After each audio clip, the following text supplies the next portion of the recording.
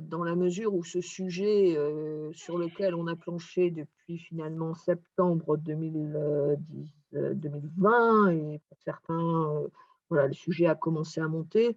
C'est un sujet qui est à la fois, technique, hein, c'est-à-dire qu'il a des aspects, très oui, très spécifiques, très de spécialistes un petit peu et puis il a des aspects aussi, idéologiques. Voilà, donc on va refaire, le point sur tout ça. Ce webinaire s'inscrit vraiment comme une, comment dire? Une information un peu poussée, hein, qui va nous obliger finalement à refaire un peu l'historique. Donc il peut y avoir des redites, il peut y avoir aussi des éléments que vous avez pu glaner de ci, de droite, y compris, peut-être par vos chefs d'établissement.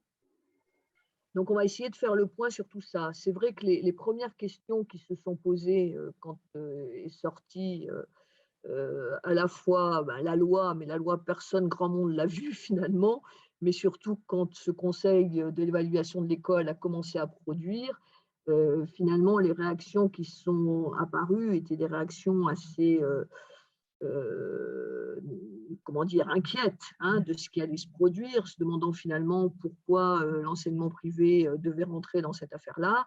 Et très vite, pour l'URSSEC, s'est posé la question de l'articulation de ce processus d'évaluation des établissements scolaires avec la visite de tutelle. Voilà.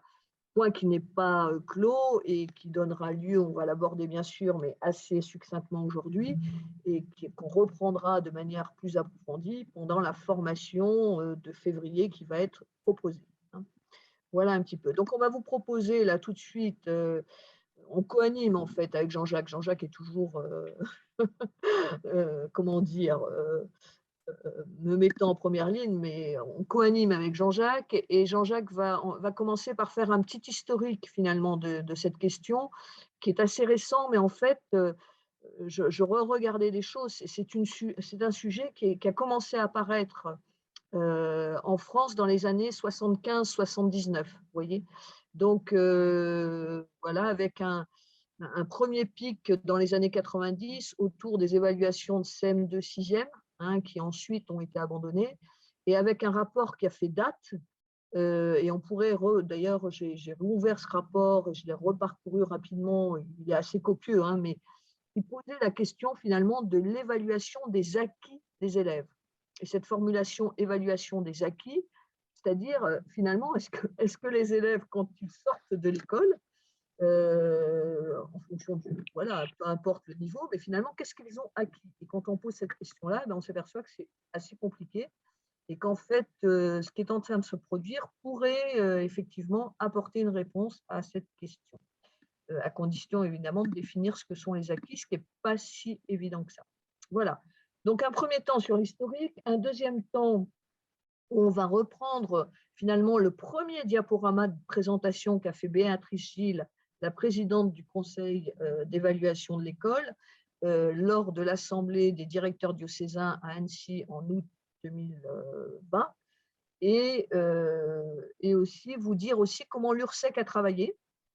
Ensuite, il y aura un temps d'échange par sous-groupe avec des questions qui vous sont proposées, une remontée et un dernier temps d'analyse finalement à partir des questions qui remonteront de vos échanges. Voilà, on est parti. Jean-Jacques, à toi. Merci beaucoup Véronique. Vous avez pu consulter le Padlet sur lequel vous retrouverez, parce qu'il restera toujours accessible, les différents documents que l'on va pouvoir passer en revue avec le déroulement peut-être que vous avez pu voir en détail. Mais je vais directement dans la deuxième colonne sur le deuxième document, enfin sur le premier document qui est genèse du dispositif. Voilà, une genèse du dispositif que je ne vais pas faire remonter, comme l'évoquait Véronique à l'instant, voilà, au rapport sur l'évaluation, ni à la genèse d'autres instituts comme la commission qu'on appelait la CNESCO, voilà, et qu'on évoquera dans quelques instants, mais davantage à une promesse de candidat qui, le 10 décembre 2016, pose le principe d'autonomie des établissements scolaires.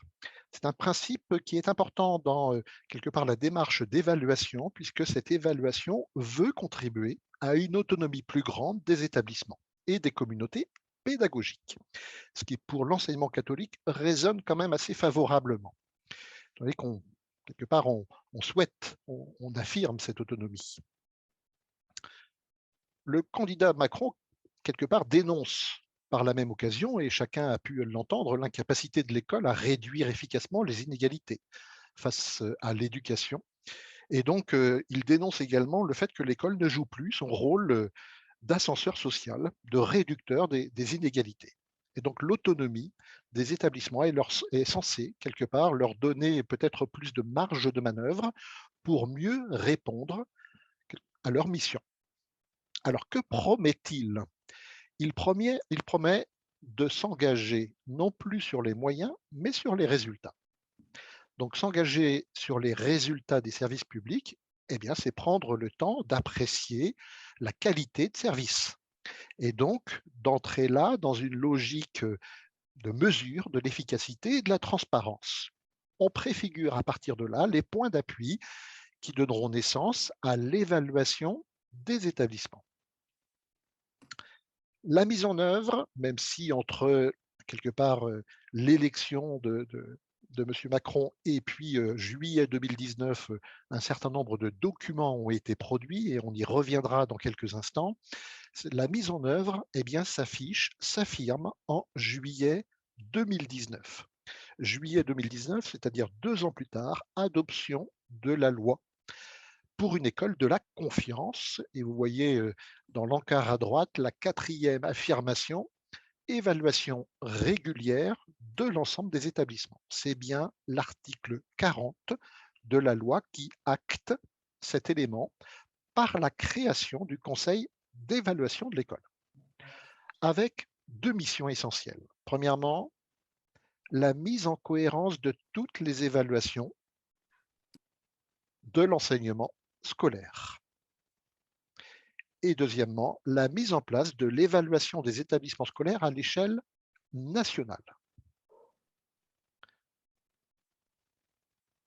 Alors, ce conseil d'évaluation de l'école, qui n'a pas attendu le 30 juin pour travailler, le 30 juin 2020, il élabore son programme autour de 2 points d'appui que vous pouvez retrouver lorsque vous allez sur le site du gouvernement dédié à ce conseil d'évaluation de l'école. Premièrement, le rapport Bossard sur l'évaluation des établissements par les académies, avec à la clé un certain nombre de préconisations. Et deuxièmement, le rapport de la Cour des comptes. L'éducation nationale organiser son évaluation pour améliorer sa performance. Voilà un titre qui résonne bien avec la promesse du candidat Macron.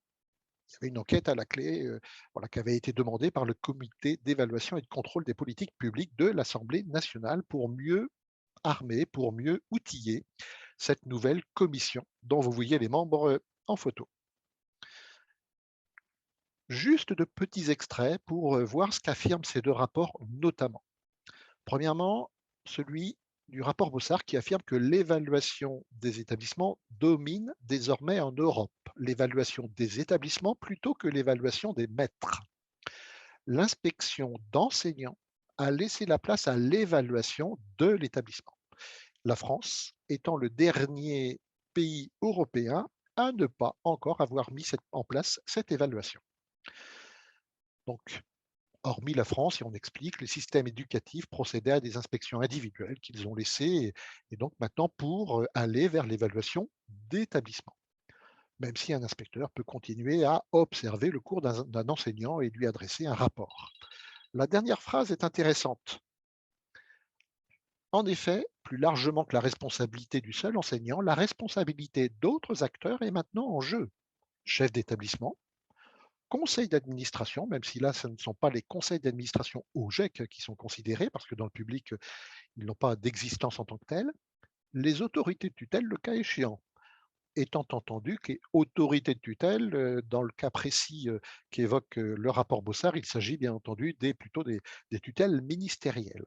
J'attire simplement cette attention parce que à un moment donné, la place du chef d'établissement dans le pilotage, dans la dynamique, dans l'animation, celle d'un conseil d'administration au GEC, on l'évoquera, quelle place peut-elle avoir? Celle d'autorité de tutelle, eh bien, on peut également l'approfondir.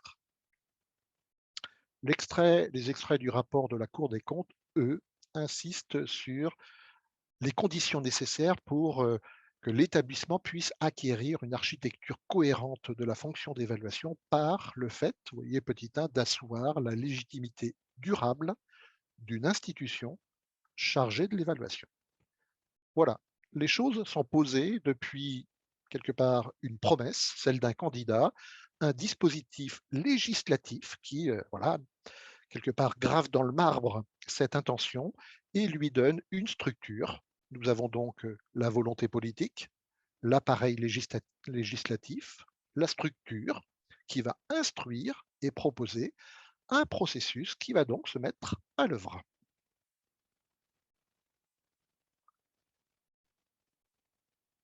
Voilà pour vous permettre de resituer, entre guillemets, cette évaluation des établissements dans le contexte politique et législatif. Et on va poursuivre avec justement la présentation qu'en août 2020, la présidente, Madame Béatrice Gilles, a pu faire en commission permanente, voilà, après avoir dialogué avec l'ancien secrétaire général de l'enseignement catholique, puisqu'il y a eu un certain nombre de, voilà, de contacts, et puis après avoir ouvert, pardon, dans le cadre de cette commission permanente, un espace de dialogue avec l'enseignement catholique sur la mise en application de l'évaluation pour les établissements catholiques d'enseignement. Voilà, je vais inviter Véronique maintenant à partager son écran, ça sera peut-être plus simple en remettant son micro. Oui, j'aimerais mieux que tu le fasses si tu peux partager, ça t'ennuie? Du tout. Parce que il faut que je remanipule et donc on va perdre du temps. Voilà, donc là, on va parcourir le premier diaporama qui a été présenté donc à Annecy lors de l'Assemblée des directeurs diocésains, hein, par la présidente elle-même du conseil d'évaluation de l'école. On voit bien que dans ce qu'a dit Jacques, on peut déjà avoir un regard critique, bien sûr, parce qu'il y a des termes qui font que dans les faits, on a quelques questions, hein, c'est-à-dire que ce titre de l'école de la confiance, eh ben, si vous suivez l'actualité, on peut s'apercevoir quand même que ce n'est pas tout à fait là. Que la question de l'évaluation des enseignants ou l'évaluation d'équipe, par endroits, ça a commencé, c'est vrai. Et donc, on a des IEN, par exemple, dans les écoles primaires, qui inspectent nos équipes, hein, et qui font des comptes rendus qui sont d'ailleurs souvent très intéressants. Et puis, par ailleurs, des pratiques encore d'un autre temps, c'est-à-dire d'un contrôle et d'une sanction. Voilà. Alors, passer cette, voilà, il faut garder notre esprit critique, mais il faut aussi rentrer dans la proposition qui est faite et essayer de la comprendre. Donc, dans ce cadre général, Madame Gilles va travailler autour à la fois redéfinir ses missions, elle va rappeler, donc on va retrouver des choses qui ont été dites, elle va présenter le cadre.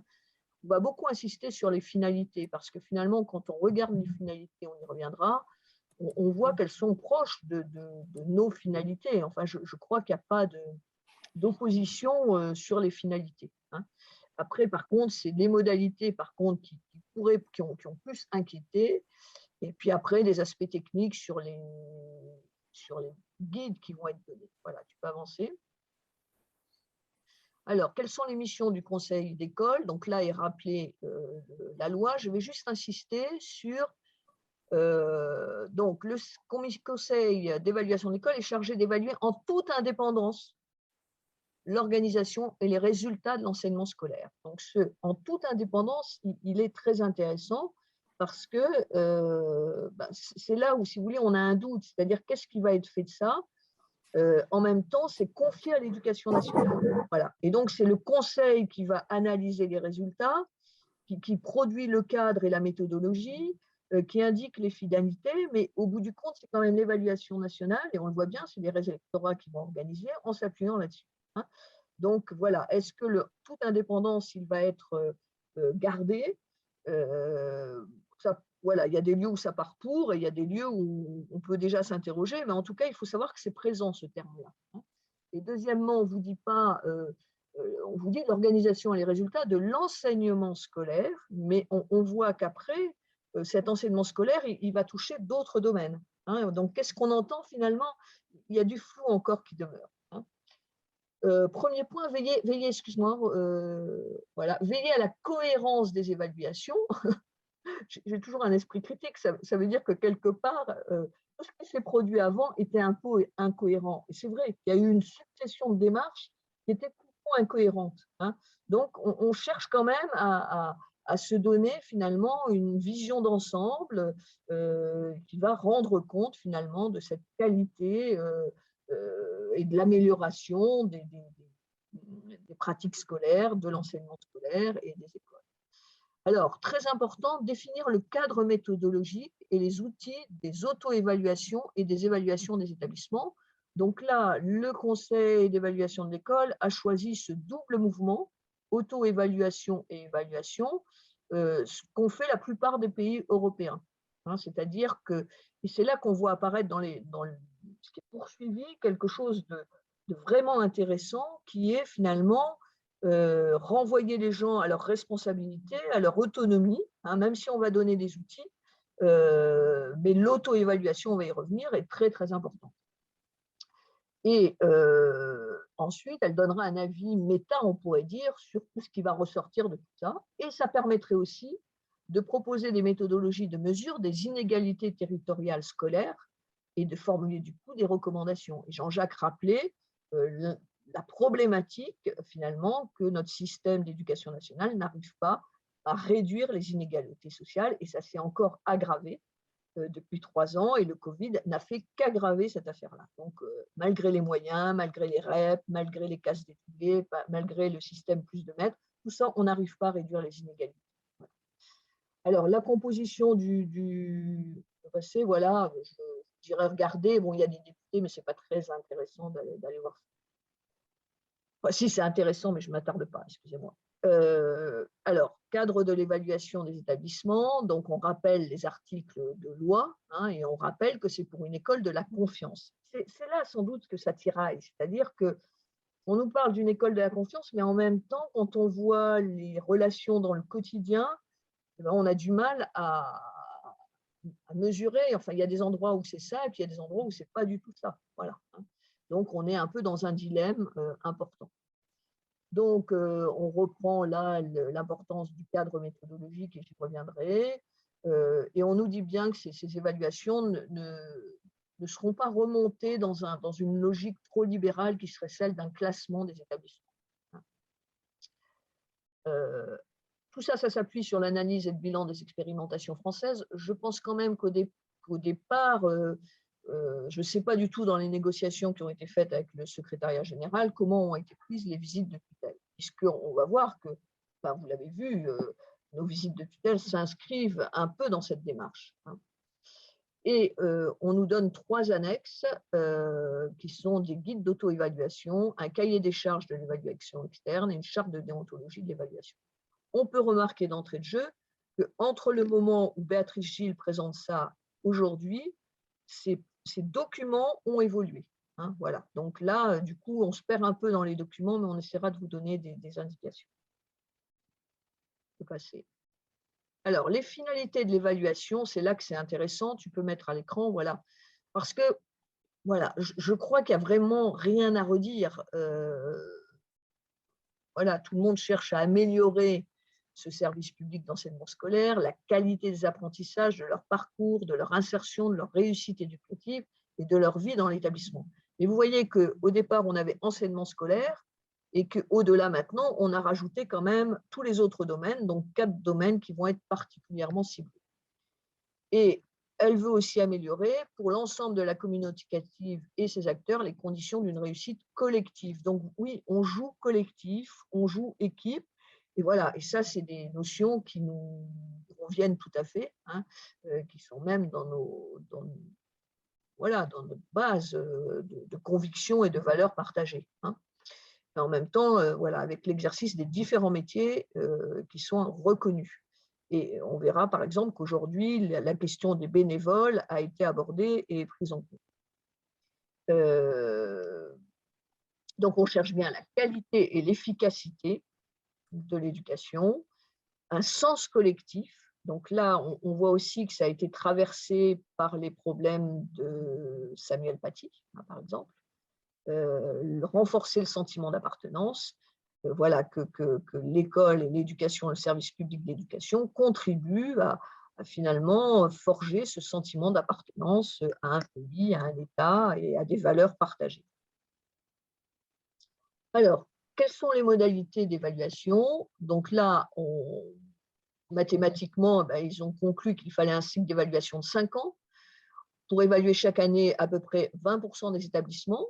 Donc là, ben, bien sûr, on a les établissements publics ou privés sous contrat, hein, et d'entrée de jeu était marqué ces derniers dans le respect de leur caractère propre. On va voir qu'il y a eu une prise en compte vraiment importante de cette affaire-là. On nous parle des critères de sélection des établissements qui seront explicites et connus de tous. Donc là, actuellement, ben, certains établissements, déjà l'an dernier, il y a eu une expérimentation, mais le Covid a un peu ralenti la mise en route de cette affaire-là. Mais on peut quand même noter que malgré ça, il y a des choses qui se sont faites.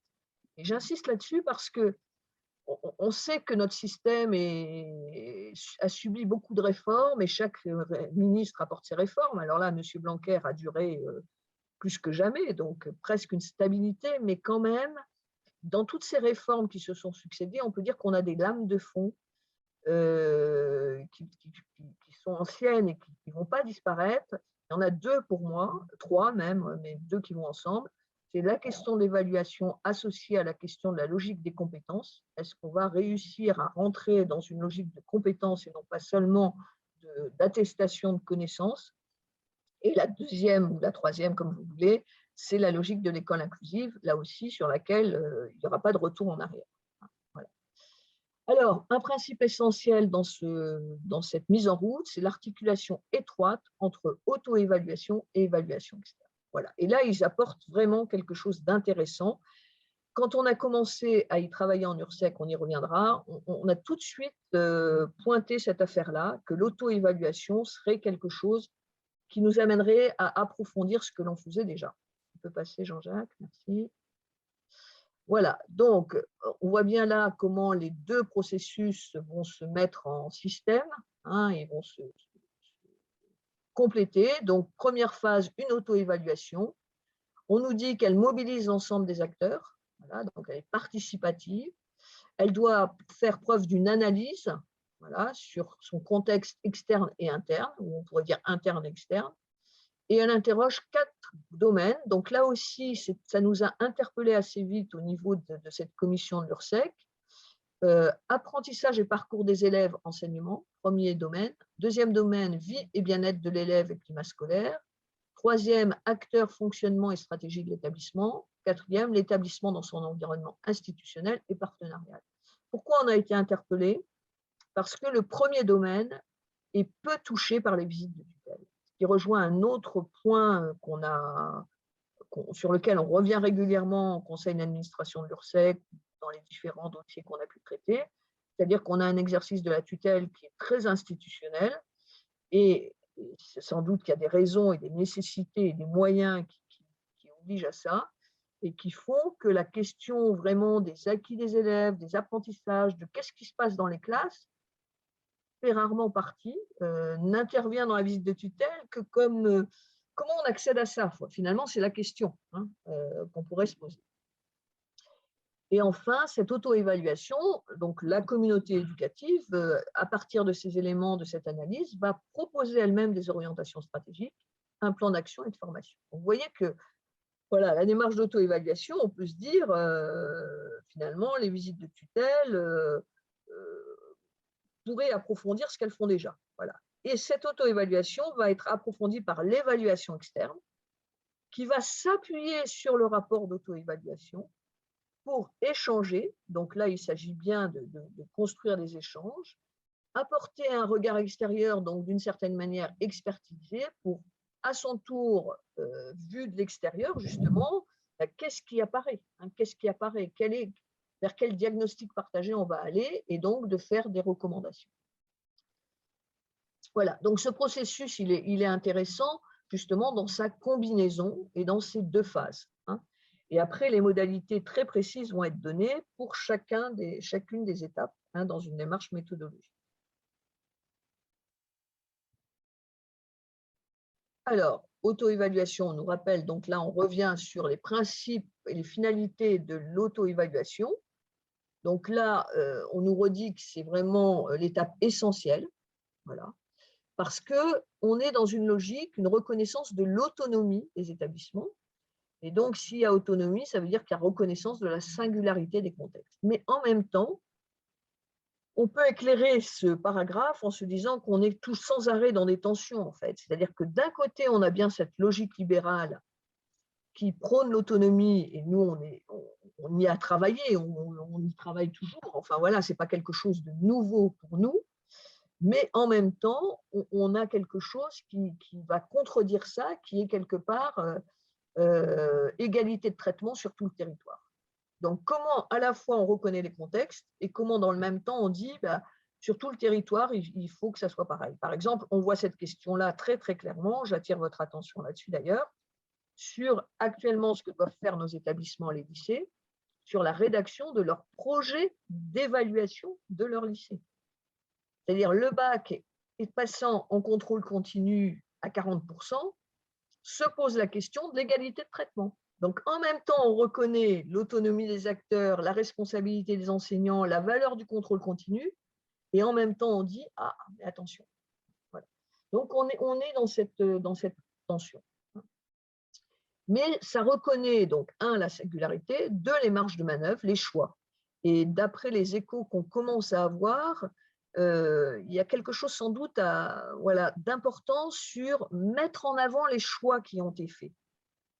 Peut-être que là, il y a une question, c'est-à-dire que nos chefs d'établissement, et vous le savez bien, sont pris dans un quotidien extrêmement tourmenté ou très, très serré, quoi, hein, voilà. Et donc, pour justifier ces choix, il faut prendre le temps de la relecture de son action.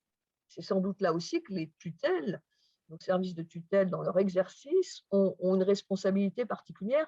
Comment on accompagne nos chefs d'établissement et les conseils de direction qui vont avec, dans cette relecture des choix qu'ils opèrent. Pour s'interroger sur la qualité de l'éducation, dispenser des apprentissages, vous voyez, on recible bien ça, et je le redis, ce n'était pas forcément l'entrée privilégiée. On regardait les résultats, oui, ok, mais dire qu'on a 100% de réussite au bac, qu'est-ce que ça dit, vous le savez bien. Hein. Et puis, comment se passe la vie dans l'établissement.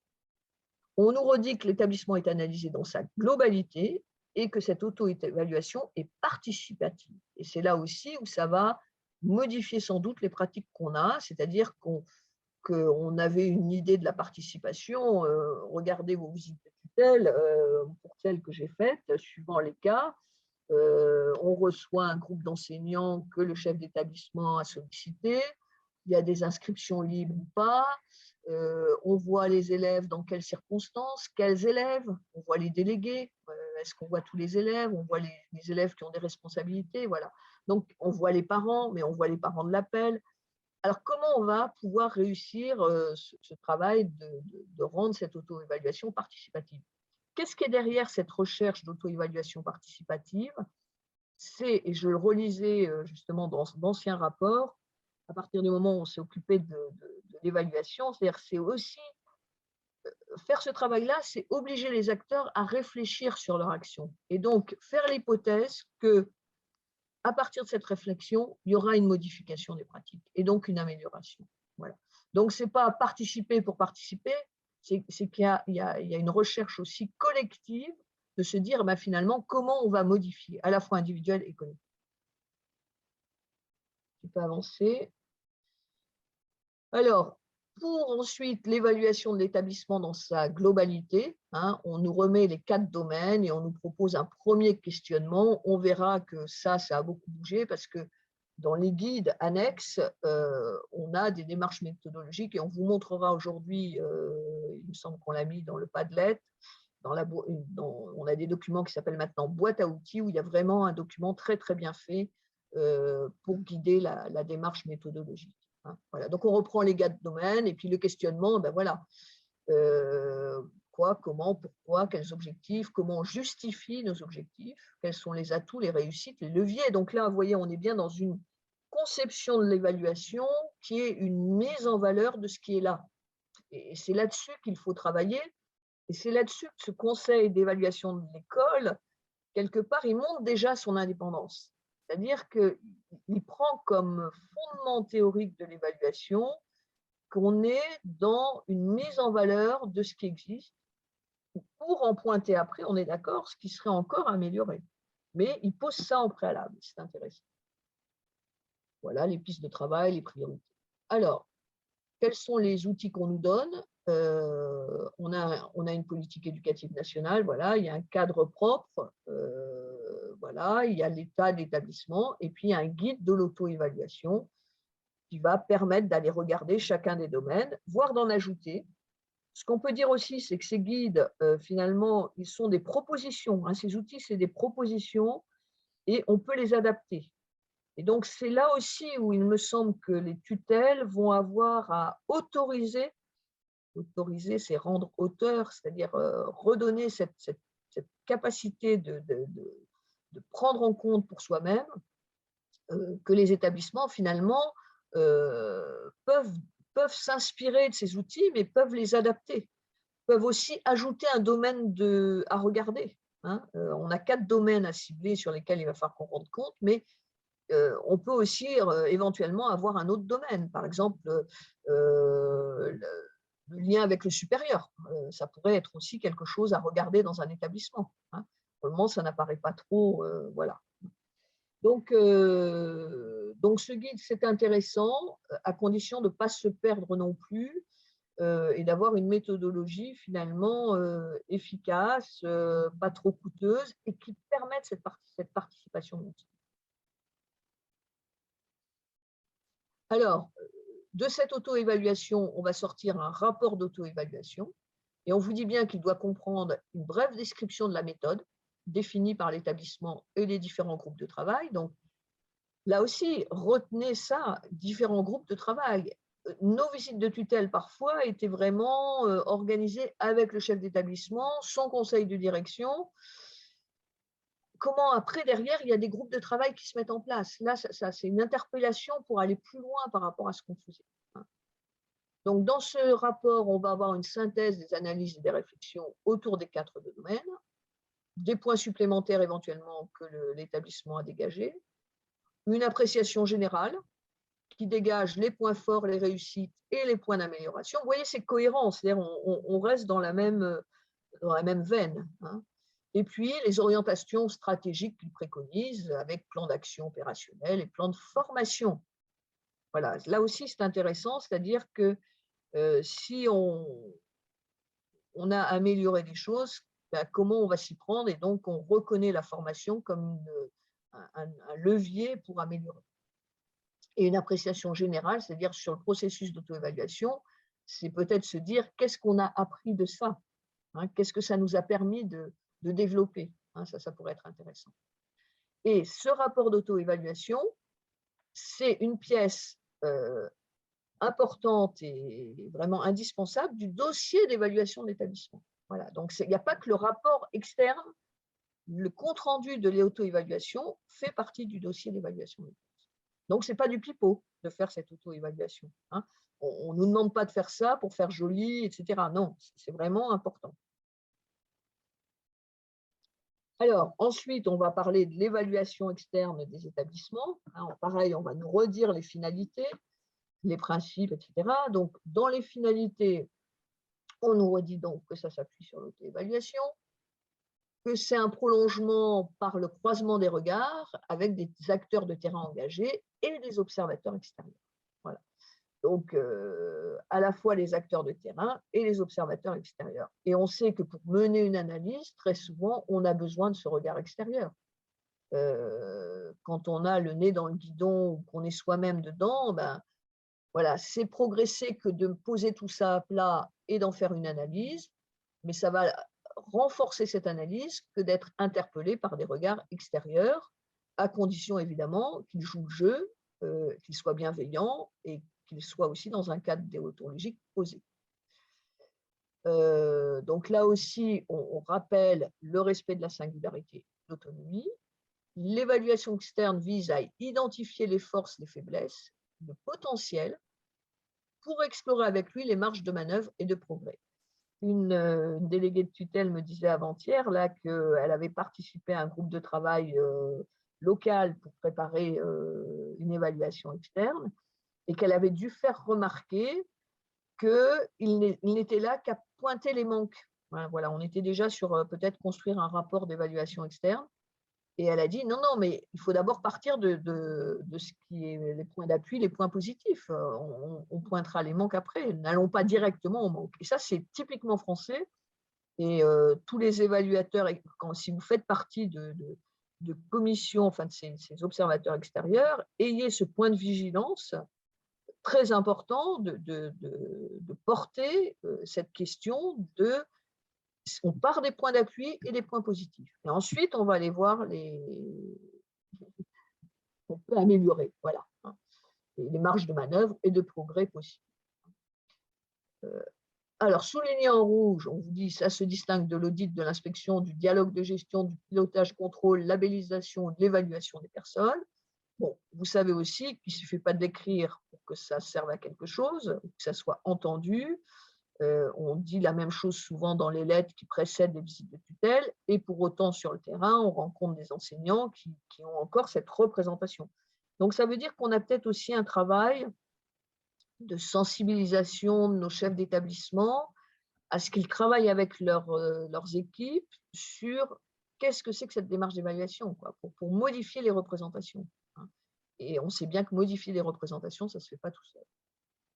Enfin, cette évaluation externe doit apporter une aide à l'établissement et non pas un édit ou un document figé qui détruit tout, quoi. Donc, voilà, une aide apportée à chaque établissement dans sa singularité.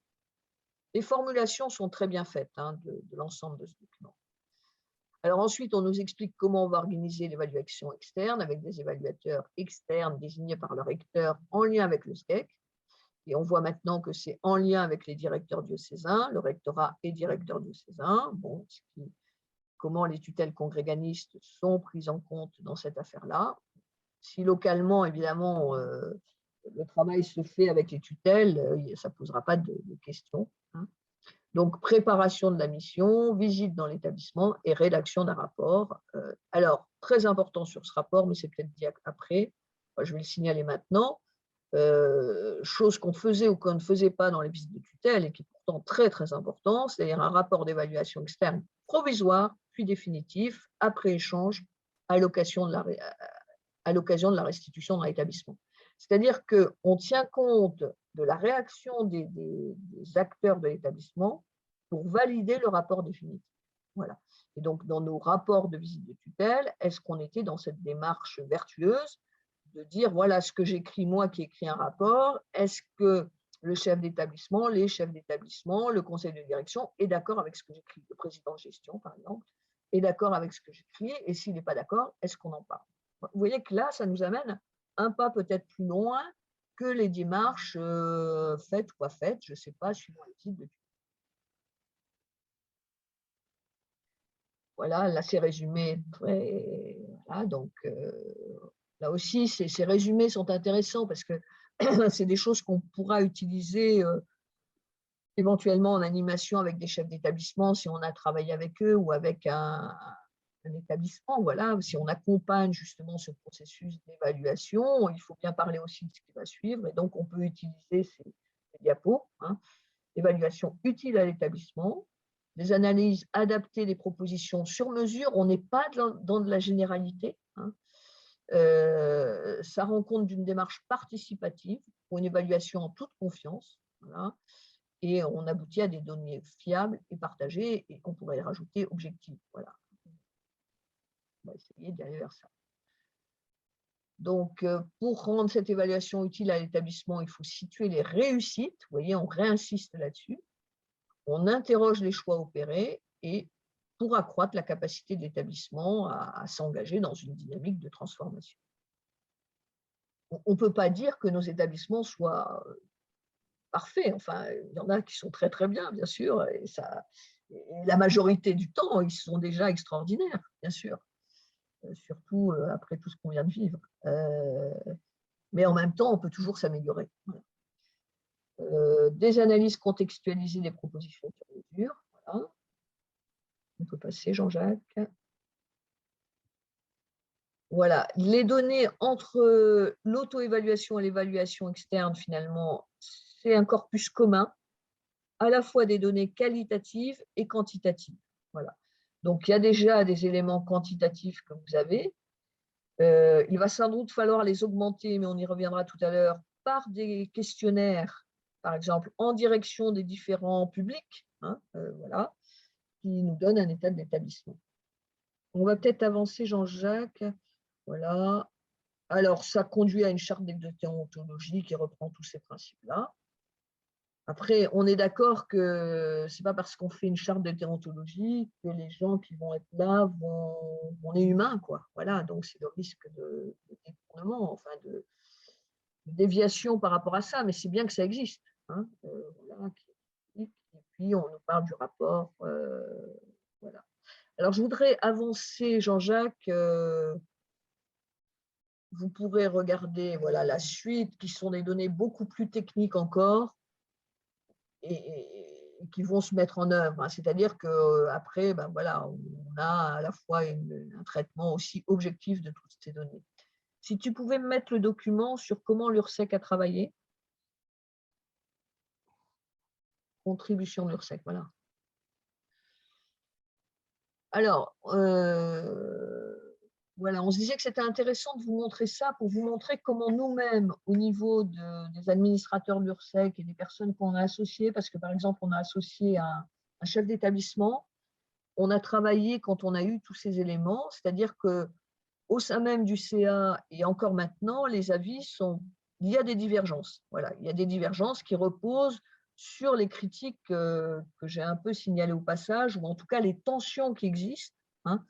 Voilà. Donc, ce qu'on s'est dit, c'est que finalement, on a essayé de regarder ce que le dispositif pouvait nous apporter, ce qui nécessitait d'être approfondi, ce qu'il nous incitait à formuler en termes de garantie.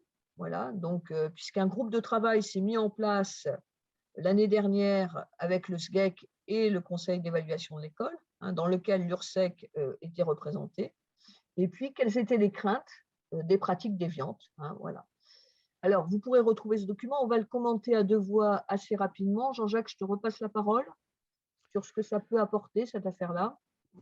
Très bien, vous le voyez à l'écran, hein, ce que ça peut apporter, et Véronique a bien fait le lien avec les visites de tutelle sans, voilà, dans le propos de Véronique, sans forcément faire un lien d'intégration de l'évaluation dans la visite de tutelle ou de différenciation, parce qu'il peut y avoir là aussi des réponses qui soient adaptées à chacun de nos réseaux selon les pratiques que l'on souhaite déployer. Donc une occasion de repenser les visites de tutelle en s'inspirant de pratiques vertueuses d'un équipement, voilà, qui prennent en compte notamment ce qu'évoquait Véronique autour de la dimension pédagogique, de ce qui se vit au cœur de la classe, qui parfois n'est pas suffisamment approfondie, et puis sur la périodicité qui là est également affirmée.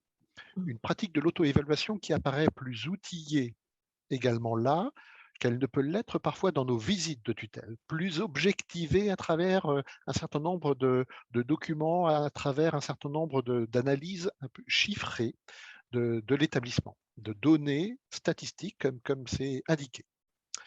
Et puis, une auto-évaluation est en capacité également de changer le regard porté sur les visites de tutelle et leur capacité à inscrire l'établissement dans un processus de progrès. Voilà. Comment reste encore à le définir, puisque si l'auto-évaluation est associée à la visite de tutelle, voilà, il faut quand même bien s'efforcer de circonscrire l'une et l'autre. Donc, comment est-ce qu'on fait progresser la professionnalisation dans cette pratique? La professionnalisation de la tutelle. Ce que ça peut apporter clairement, ce que ça peut approfondir, je t'en prie, Oui, Véronique. alors, voilà. Donc, est-ce qu'on avait à approfondir finalement quelles sont les marges de manœuvre qu'on a, hein? Et en particulier, on s'interrogeait déjà sur la question des questionnaires. Donc là, vous voyez, ben, d'abord, les outils ont évolué eux-mêmes et sont rendus plus intéressants. Donc ça, c'est une bonne chose. Et oui, on nous a répondu que ce qui était proposé pouvait être adapté. Est-ce que tous les champs ou les domaines allaient être touchés, hein?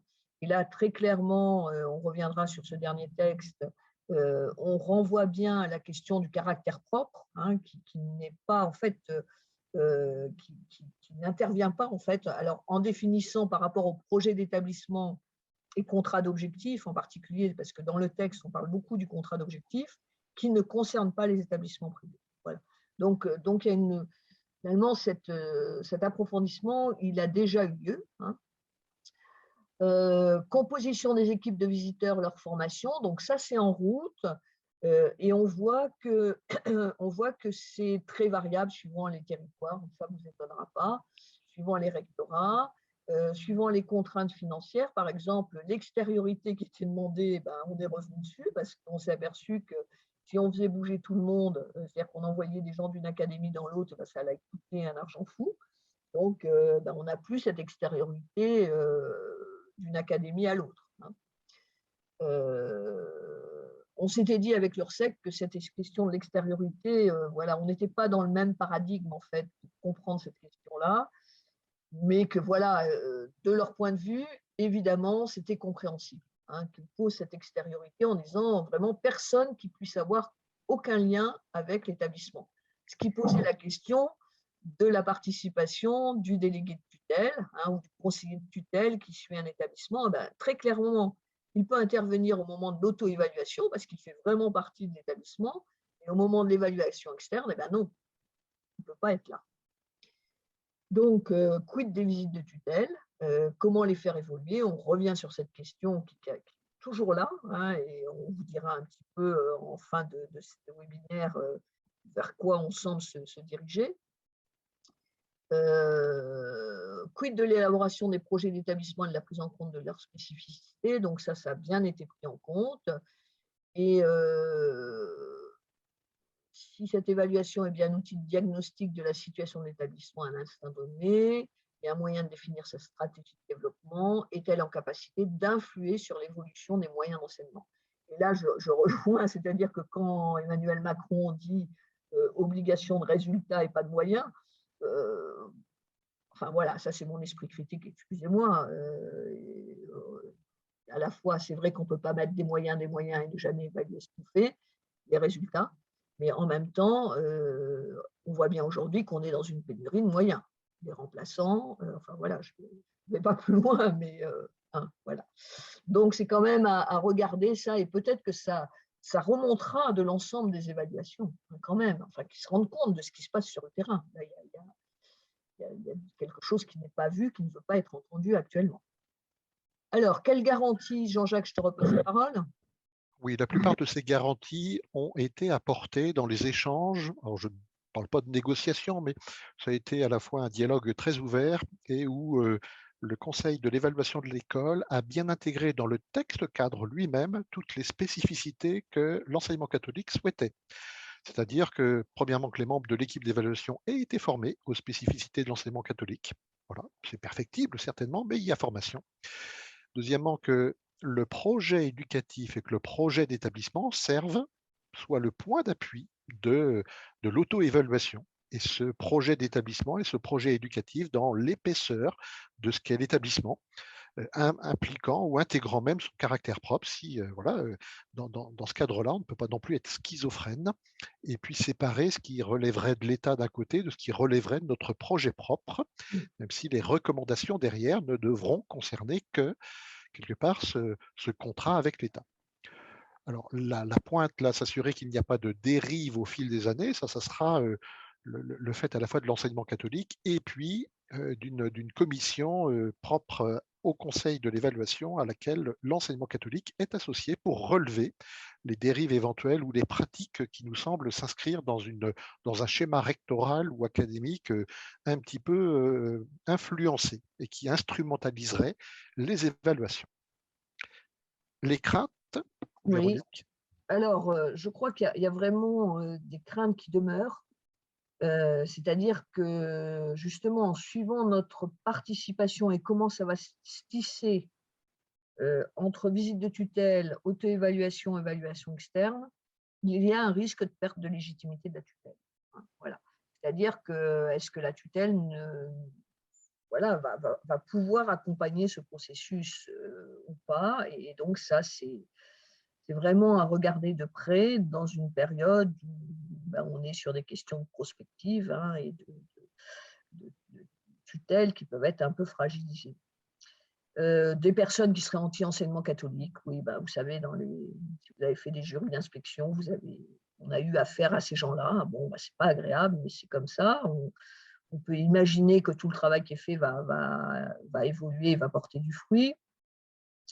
Que les évaluations soient utilisées à des fins idéologiques pour décrédibiliser l'enseignement catholique. Là aussi, qu'est-ce qui sera, voilà, on peut imaginer qu'il y ait des gens pas forcément bienveillants, mais c'est à nous de montrer aussi, d'être sans doute dans une attitude très constructive pour éviter ça.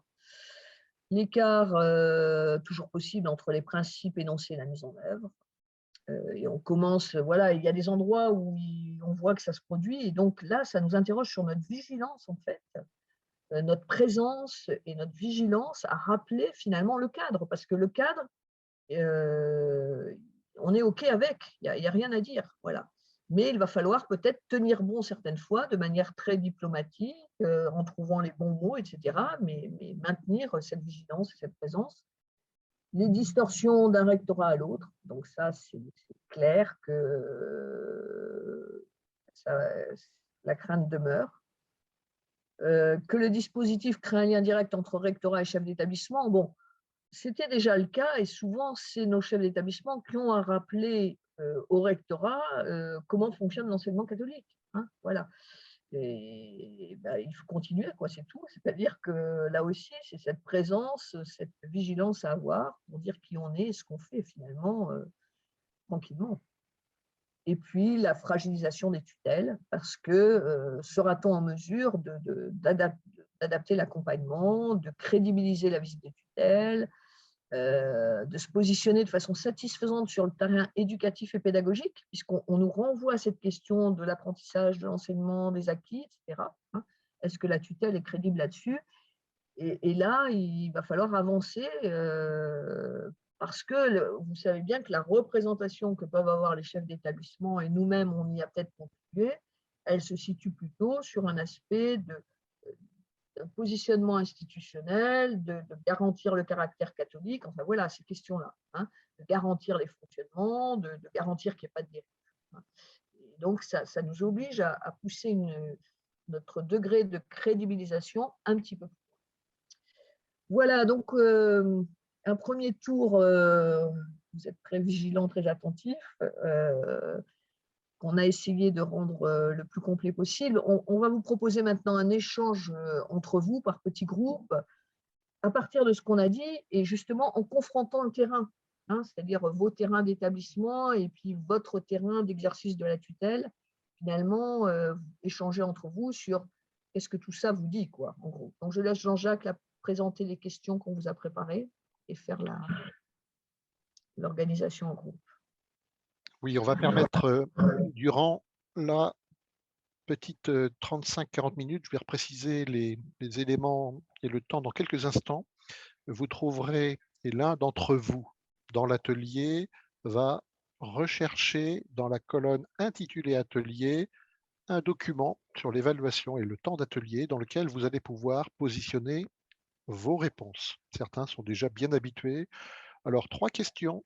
La première question, elle vous permettra à la fois de faire connaissance, si vous ne vous connaissez pas, de vous présenter et de préciser dans ce premier cadre du groupe 1 ce que la présentation a clarifié. Et puis, bon, prendre 5 minutes, vous êtes 5, 4, 5 ou 6 dans le groupe maximum, de pouvoir voilà, simplement indiquer, après vous être présenté, ce que cela a clarifié. Deuxièmement, les échos du terrain, notamment des chefs d'établissement et la façon dont ils peuvent aussi vous interroger. Voilà, je pense que c'est important qu'on puisse aborder cette question-là parce qu'il y a à la fois des inquiétudes et puis nombre de questions qui reviennent à la tutelle sur la façon dont elle va articuler ces visites de tutelle avec cette évaluation, articulée ou non. Et puis, la troisième question, c'est la place de la tutelle dans le dispositif entre opportunité et crainte.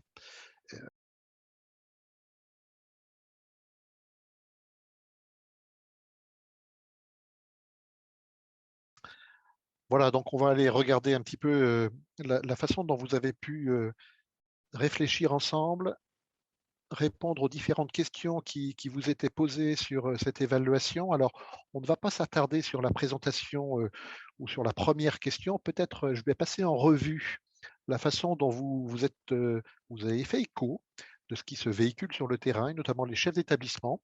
Et ensuite, je demanderai à chaque rapporteur davantage d'insister sur la diapo 2 concernant, elle, tout ce qui avait trait à la place de la tutelle dans le dispositif, parce que l'enjeu est bien là. Donc simplement dans les échos des différents groupes et du terrain, certains ont pu évoquer dans les différents groupes d'ailleurs le peu de retours. Alors peut-être parce que les chefs d'établissement sont bien occupés, peut-être parce que l'établissement n'a pas encore été contacté, parfois parce que le diocèse a pris les devants, y compris dans le cadre voilà, des rencontres et conférences des tutelles, mais qu'il n'y a pas non plus de grandes discussions, sachant que l'évaluation des établissements commence à partir de janvier pour l'enseignement catholique normalement. Alors, les échos du terrain questionnent quand même aussi la confiance que l'on peut avoir vis-à-vis du Finistère, pardon. Alors là, c'est une déformation. Je suis profondément désolé de dévoiler Oh, ainsi ma Jean-Jacques, nature c'est quand même profonde. inquiétant et ça pose question C'est quand même. inquiétant là, oui, oui, c'est Mm, très inquiétant. mm.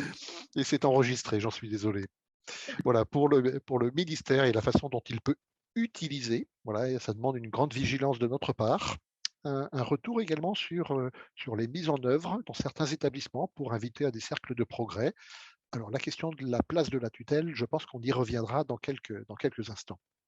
Le troisième groupe, lui, à nouveau sur ce peu d'écho, même si la question a pu être abordée en réseau avec les chefs d'établissement, la peur du contrôle, de la perte de moyens, voilà, d'une sorte d'objectivation qui ne voudrait pas dire son nom, un refus de l'évaluation qui ne soit pas en lien avec la tutelle, alors c'est peut-être une position, et puis une évaluation qui différencierait ce qui relève du contrat de ce qui relève du caractère propre, tel que peut être évoqué en conférence des tutelles. Donc, en effet, c'est sans doute un sujet à mettre à l'ordre du jour. Le groupe 4, lui, évoquant les établissements concernés, la source d'inquiétude ou de crainte pour les chefs d'établissement, et puis les contacts avec les inspecteurs. Voilà. Le refus éventuel de chefs d'établissement de participer, pardon. En voulant grossir, j'ai perdu le fil. Voilà. Ou le fait que la tutelle ne soit pas prévenue, ce qui en effet n'est pas voilà. La concertation est nécessaire en amont.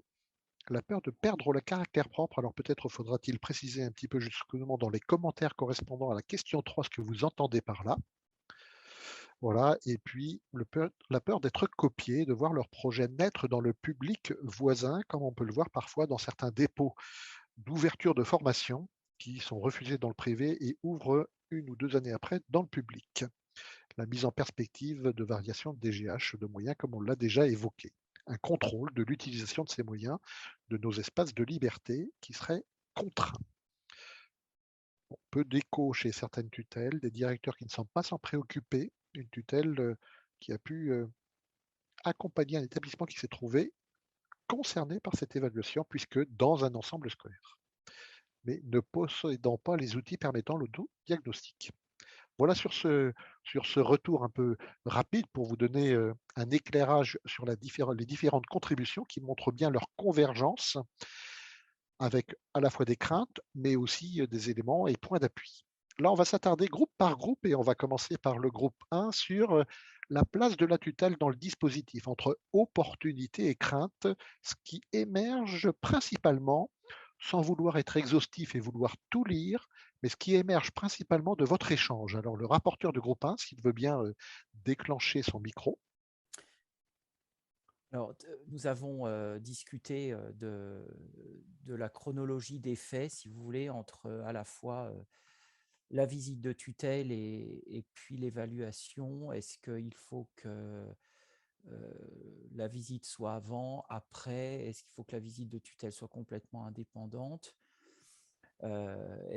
Pourrait-on prendre l'auto-évaluation comme une partie de la visite de tutelle, ce qui permettrait aussi de donner une place peut-être à la tutelle qui pourrait participer à cette phase d'auto-évaluation? En tous les cas, il semblait assez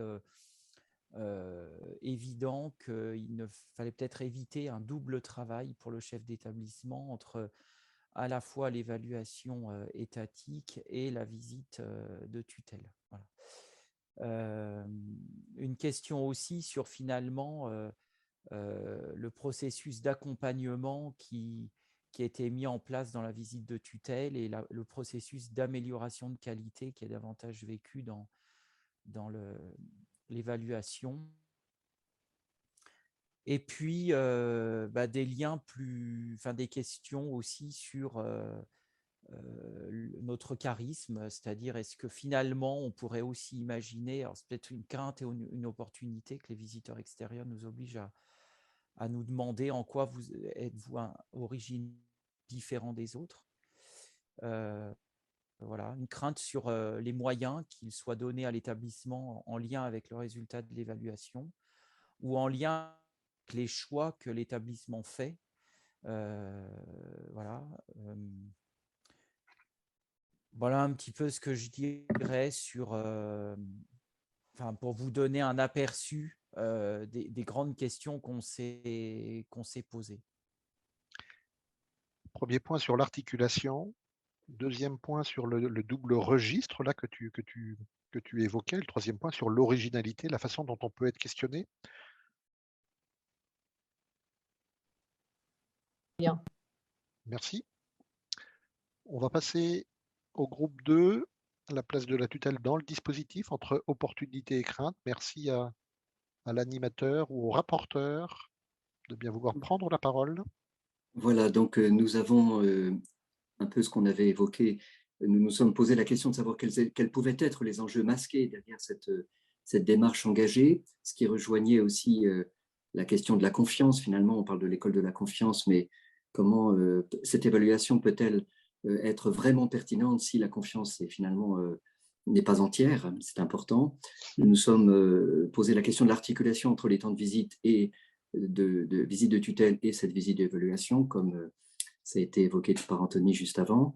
On s'est aussi posé la question de l'articulation entre le projet d'évaluation du lycée et cette démarche d'évaluation des établissements, avec l'idée aussi que c'était... alors ça, c'est un point qu'on a souligné d'une façon générale en disant qu'un des points qui nous semblait très positif, c'était d'élargir à tous le fait de participer à la démarche et donc de travailler ensemble et de chercher des solutions et d'avancer ensemble, de progresser ensemble. Ensuite, on s'est posé une question, alors peut-être ça a été dit, mais ça n'a pas été, enfin en tout cas, on s'est posé la question de quelle parole on donne aux jeunes dans cette évaluation, finalement aux acteurs, les apprenants. Comment ces apprenants, ces jeunes vont pouvoir participer, alors soit à l'auto-évaluation, soit en tout cas à la démarche pour qu'ils soient au cœur aussi de cette évaluation, que l'évaluation ne repose pas uniquement sur le regard des adultes, en fait, qu'ils participent pleinement. On évoquait des expériences qui, à l'étranger, en Belgique par exemple, peuvent associer clairement les jeunes, mais aussi les familles, c'est vrai, dans cette évaluation ou dans une évaluation. Ensuite, on s'est posé la question de la présence et des représentants de la tutelle et de se dire finalement, est-ce qu'ils ne pourraient pas participer au moment de l'évaluation à un accueil, à une présentation, enfin, aux côtés du chef d'établissement, pour bien marquer les choses et en même temps marquer la couleur, oui, et l'ADN de l'établissement. Voilà. Et enfin, nous nous sommes dit, on a entendu parler d'une formation pour les évaluateurs.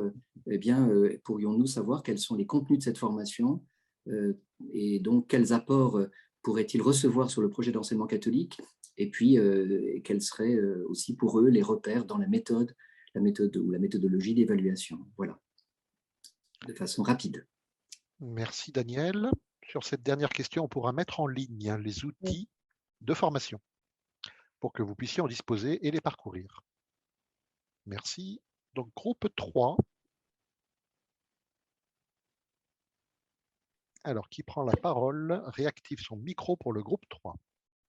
Alors, sur le groupe 3, on a évoqué la question des projets d'établissement et les axes stratégiques d'un établissement. Avec la grande difficulté dans une évaluation qui se veut globale, de retirer, de dissocier la question du caractère propre. Ça va se poser, c'est intimement lié, et ne serait-ce que parce qu'il y a la place des éducateurs dans l'auto-évaluation. Et peut-être que la tutelle avait peut-être dans la phase qui précédait la visite de tutelle ou l'évaluation, plutôt l'évaluation, aider certains de nos établissements à finaliser leur projet d'établissement. Parce que peut-être que c'est ce qu'on allait redonner aux évaluateurs, mais on n'était pas sûr que tous nos établissements soient au clair avec leur propre projet d'établissement.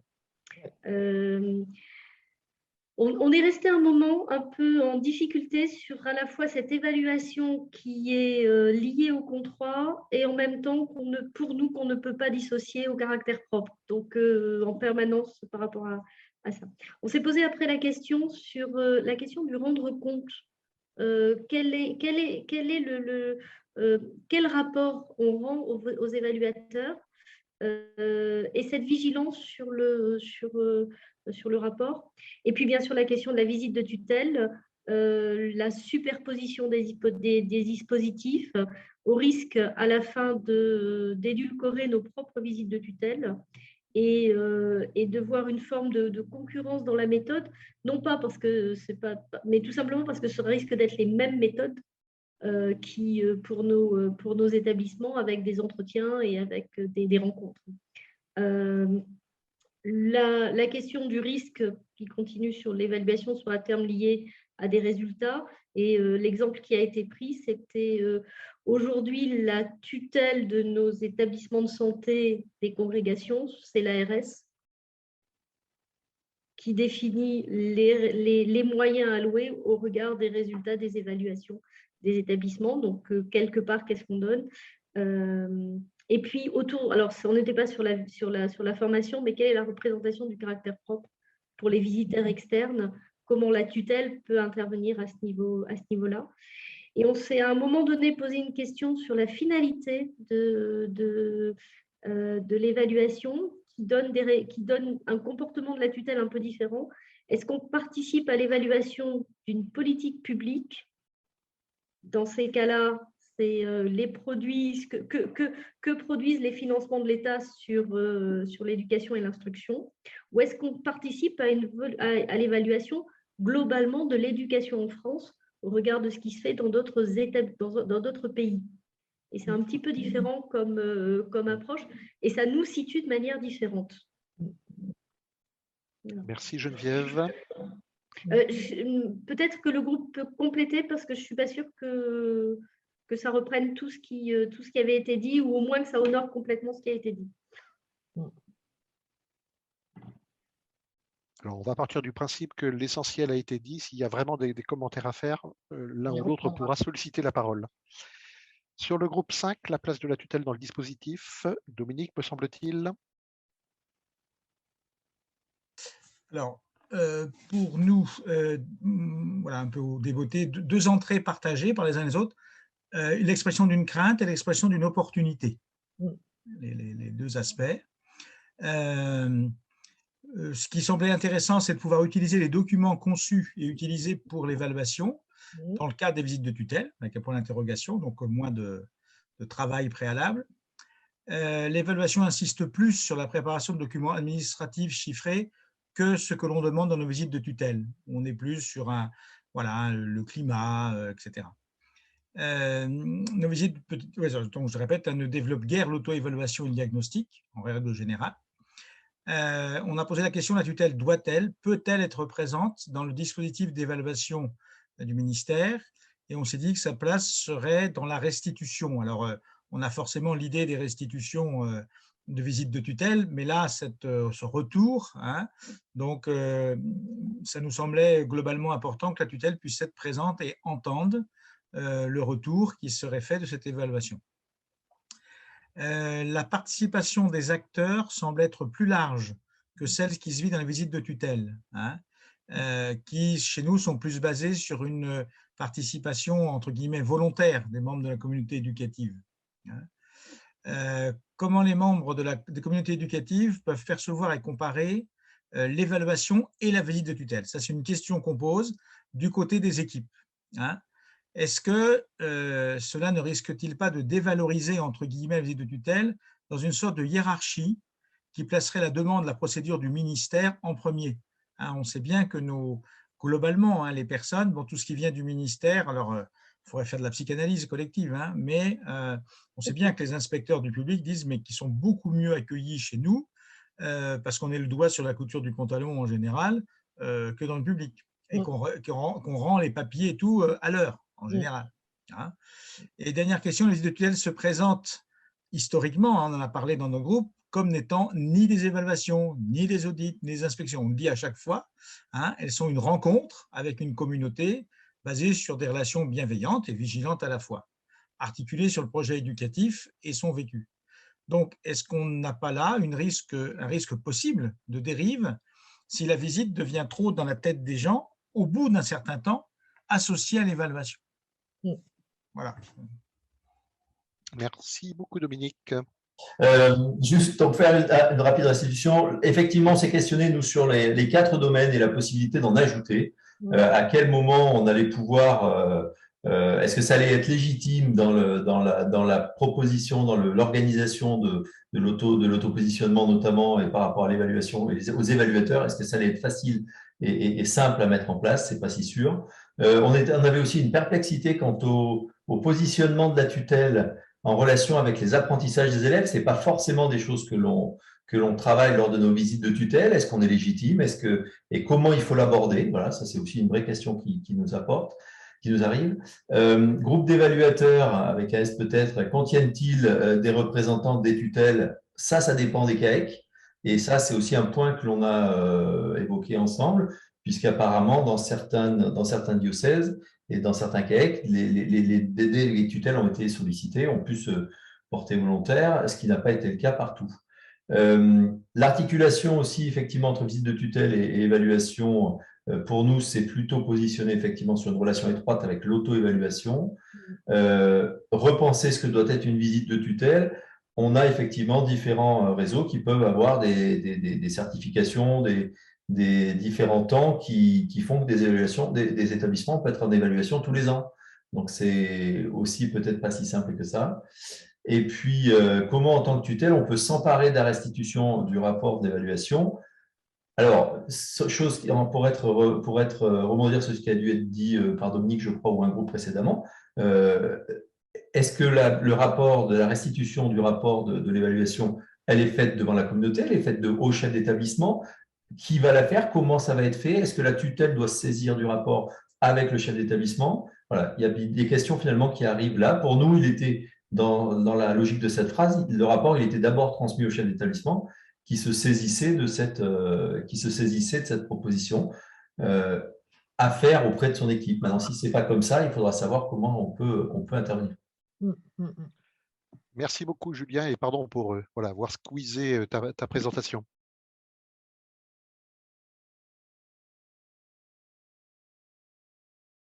Oui, donc je voulais vous signaler 2 documents sur le Padlet auxquels vous pourrez vous référer. Alors, il faut que je les trouve. Voilà. Dans ce document, donc, qui s'appelle Délibération ça doit être de la CE, de la… Conseil de l'évaluation de l'école. Oui, mais ce n'est pas de là, c'est du CE. Oui, hein, du. Voilà. Il y a plusieurs éléments qui spécifient ce qui est propre aux établissements privés. Et donc, ça, c'est très intéressant parce que on voit, par exemple, comment est pris en compte le projet d'établissement. Hein. Donc, vous avez en gras tout ce qui concerne l'enseignement privé. Donc, s'agissant d'enseignement privé sous contrat, ce cadre prend en compte les spécificités des ensembles scolaires et considère comme un seul établissement à évaluer les ensembles scolaires regroupant les élèves du premier et du second degré. C'est une particularité. Il y avait une question qui renvoyait là-dessus, d'ailleurs, justement. Hein. Alors, sur le projet d'établissement et les histoires des contrats d'objectifs auxquels les établissements publics doivent répondre, ça nous était apparu tout de suite comme un problème. Donc, il est précisé, les choses sont précisées, hein, que le contrat d'objectif ne concerne que les établissements publics. Alors, après, on arrive justement sur le caractère propre. dans l'enseignement privé sous contrat, le projet d'établissement est une déclinaison du projet éducatif spécifique. C'est assez bien formulé et on peut remarquer que dans de nombreux textes propres à l'enseignement catholique, c'est moins bien formulé. Bon. Donc, le projet d'établissement est une déclinaison du projet éducatif spécifique que la loi reconnaît comme le caractère propre de l'établissement. Le contrat d'association d'établissement avec l'État reconnaît sa participation spécifique au service public d'éducation. Il n'existe pas de contrat d'objectif. Je pense que cet alinéa est très important parce que la question a été abordée de dire comment on peut dissocier finalement caractère propre, ce qui relèverait du caractère propre et pas, où on devient un peu schizo. Cet alinéa doit nous guider. Hein, c'est-à-dire qu'il me semble qu'aussi bien dans la phase d'auto-évaluation, d'évaluation, on doit se référer au projet d'établissement qui découle du projet éducatif spécifique. Et que par contre, ce qui va se produire, c'est que le compte-rendu, le rapport d'évaluation ne rendra pas compte normalement de choses qui ne font pas partie, qui concernent le caractère propre. Voilà. Alors, comment ça va se passer, ça, on ne sait pas encore. Hein, mais en tout cas, il me semble que cet alinéa est très intéressant à avoir comme point d'appui et à réfléchir. Qu'est-ce que ça veut dire vraiment, cette affaire-là, hein. Dans l'enseignement privé aussi, donc un autre alinéa qui répond à une des questions posées, dans l'enseignement privé sous contrat, les conclusions de l'évaluation enrichissent le projet d'établissement dans le cadre du projet éducatif spécifique. Donc, vous voyez, les conclusions de l'évaluation enrichissent le projet d'établissement, c'est-à-dire que ça laisse bien la place, finalement, à la tutelle de déterminer, avec le chef d'établissement et la communauté éducative, les axes stratégiques, etc. Question que soulevait le groupe de Geneviève, et que je reprends complètement, c'est-à-dire la question pour nous, c'est est-ce que tous nos établissements ont des projets d'établissement? Et moi, je n'en suis pas du tout sûre, de par l'expérience que j'ai, encore pas si loin que ça. Hein, voilà. Donc, effectivement, ça peut réactiver la question des projets d'établissement. Et quelqu'un disait finalement dans l'auto-évaluation, est-ce qu'on ne peut pas partir du projet d'établissement? Oui, bien sûr, bien sûr. De regarder où on en est, qu'est-ce qui a été privilégié là-dedans et qu'est-ce qu'on a fait. La question, c'est est-ce qu'on a un projet d'établissement?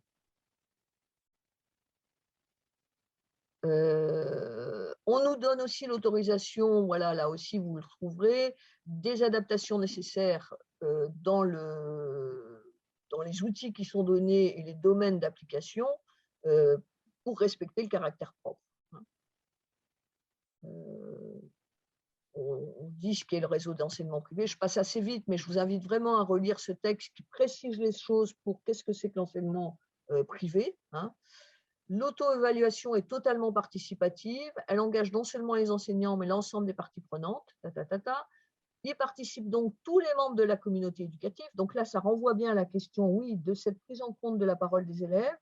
Et je vais vous montrer un autre document. Vous avez un questionnaire où on voit les pistes pour des questionnaires d'élèves. Hein.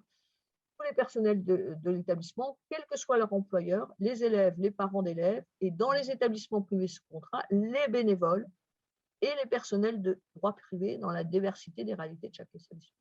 Donc ça, c'est très important parce que au départ, on ne savait pas que les bénévoles allaient, enfin, est-ce qu'ils seraient pris en compte ou pas. Voilà. Est-ce que ça voulait dire bénévole ou droit privé lié au caractère propre? Vous voyez, ça, c'est enfermant complètement. Hein.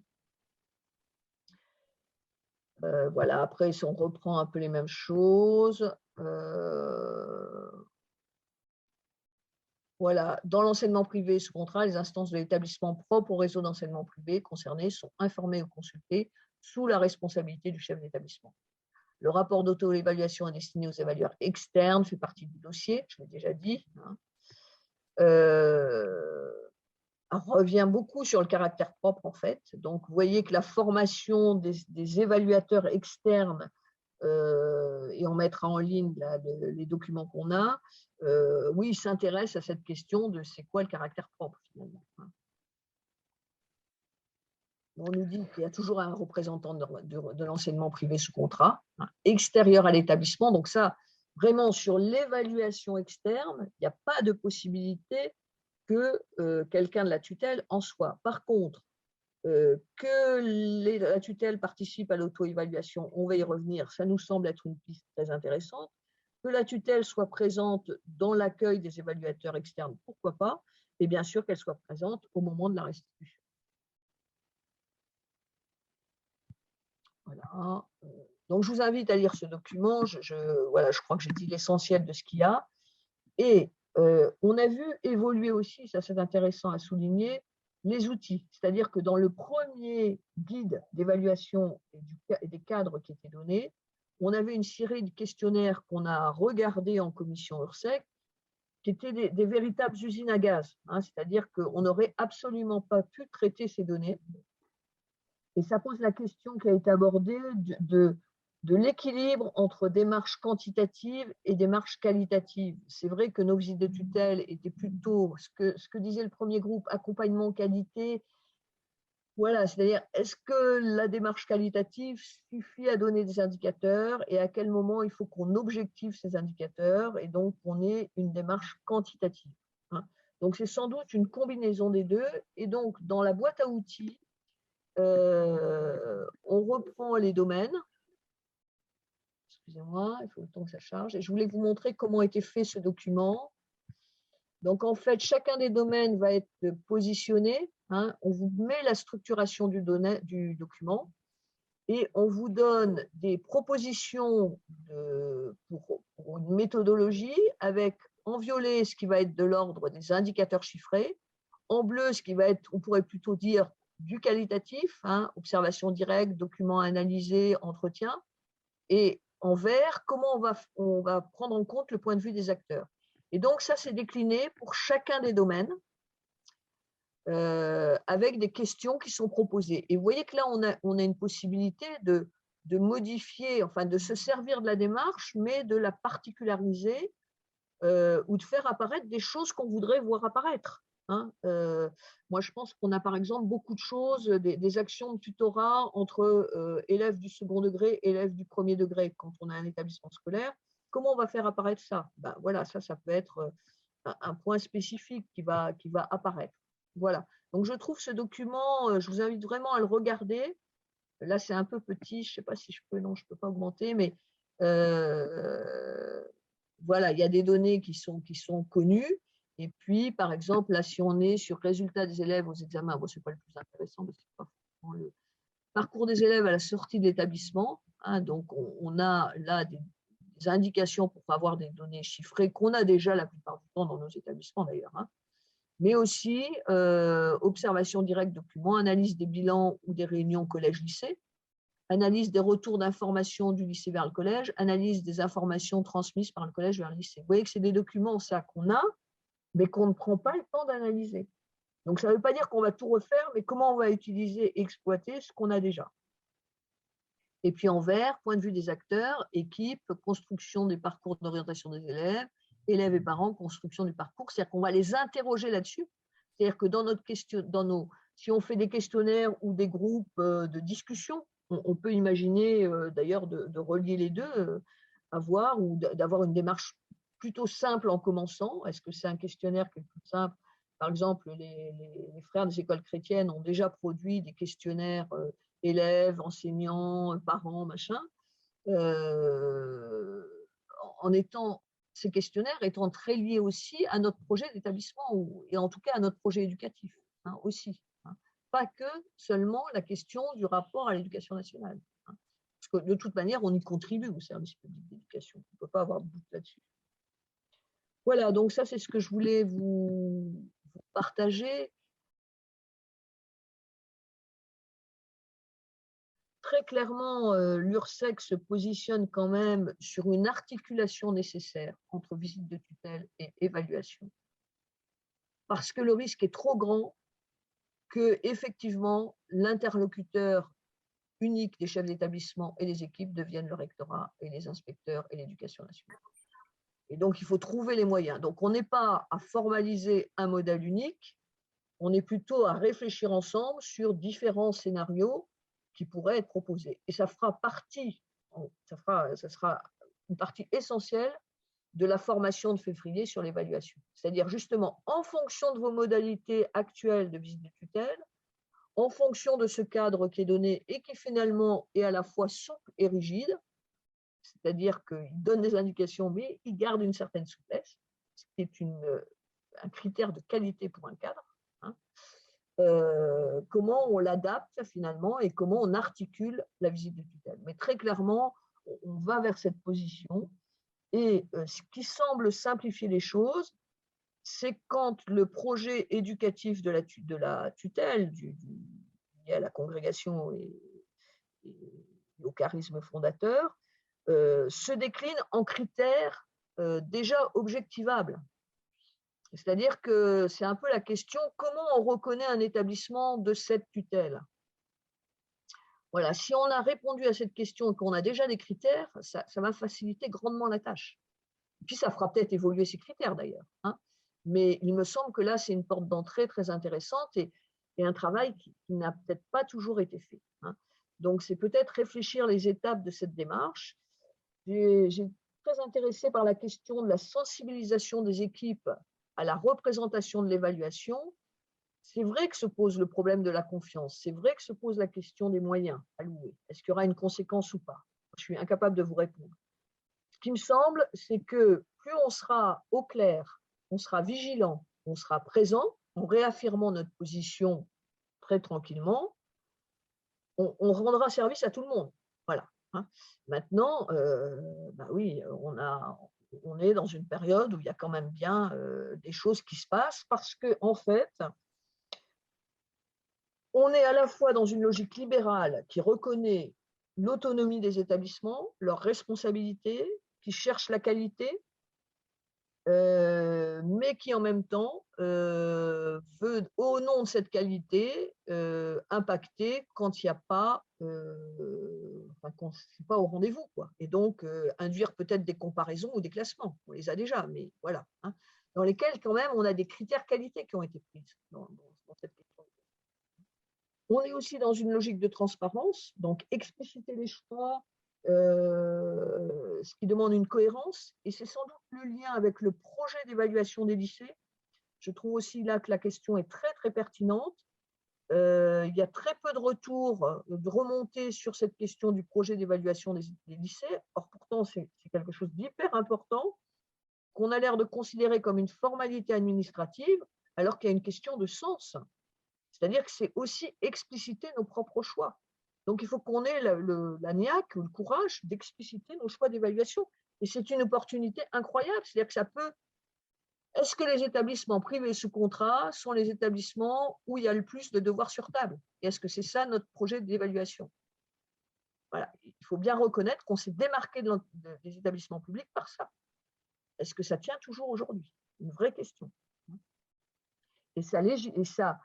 Et donc, la question de la sensibilisation des équipes à la question de l'évaluation est hyper importante à mettre en lien avec le projet éducatif. Et du coup, ça demande aussi effectivement que les délégués de tutelle se positionnent sur ces questions pédagogiques. Voilà. Et on posait la question de notre légitimité. C'est une question qu'on a déjà abordée l'an dernier dans les groupes de prospective, hein, où on a, sur l'innovation pédagogique, on s'est rendu compte finalement ce champ avait été un peu déserté, comment finalement on se le réapproprie, quitte à se faire aider, hein, parce que tout le monde ne vient pas forcément d'une approche pédagogique. Voilà. Mais en tout cas, la conviction que j'ai, que je vous partage, c'est que le projet éducatif, il faut qu'il se vive au cœur de la classe. Voilà. Et que ça, la tutelle a bien à le regarder. Voilà. Alors comment elle s'y prend? C'est là où c'est compliqué parce que on est dans ces représentations qui sont vraiment à faire travailler avec nos chefs d'établissement et nos chefs d'établissement se sentent en confiance vis-à-vis des délégués de tutelle. C'est-à-dire que le délégué de tutelle n'est pas là pour dire non plus ça ne va pas du tout, tout ça. Enfin, voilà, comment il va s'y prendre aussi pour mettre cette confiance sur ce regard pédagogique qu'il pourrait porter en lien avec le projet éducatif. Voilà, merci beaucoup Véronique, en tout cas pour à la fois ces textes dont tu as souligné l'importance et puis cette invitation à quelques points d'appui, quelques positionnements. Alors avant de pouvoir permettre un petit échange, notamment à partir de ceux qui sollicitent la parole, je vais premièrement arrêter dans quelques instants l'enregistrement. Donc, remercier Véronique pour le travail réalisé, les présentations et puis chacun d'entre vous pour votre participation, sachant que cet enregistrement sera à nouveau sur le Padlet dans quelques temps, demain matin normalement au plus tard, et que le Padlet sera petit à petit complété de différents documents que l'on a pu évoquer autour de la formation, autour d'un certain nombre de réflexions que les réseaux peuvent également déployer, et puis d'une foire aux questions qu'on va pouvoir également ouvrir. Mais pour l'instant, j'arrête l'enregistrement avant de céder la parole à ceux qui souhaitent échanger.